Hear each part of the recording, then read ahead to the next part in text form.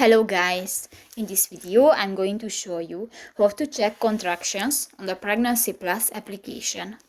But first of all, I just want to mention, please don't forget to subscribe to our channel, because at 100,000 subscribers we are going to show you our YouTube revenue statistics and growth strategy, how to make money online.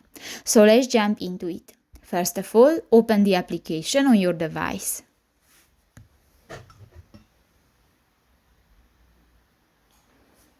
New, click to the More button next to the Me option at the lower bar on the screen, and here go to the Contractions button and tap the clock to start timing contractions. And if you want to use, you can you can use this function if you have a premium application and on. So that's pretty much it for this video, guys. See you in the next one. Bye bye.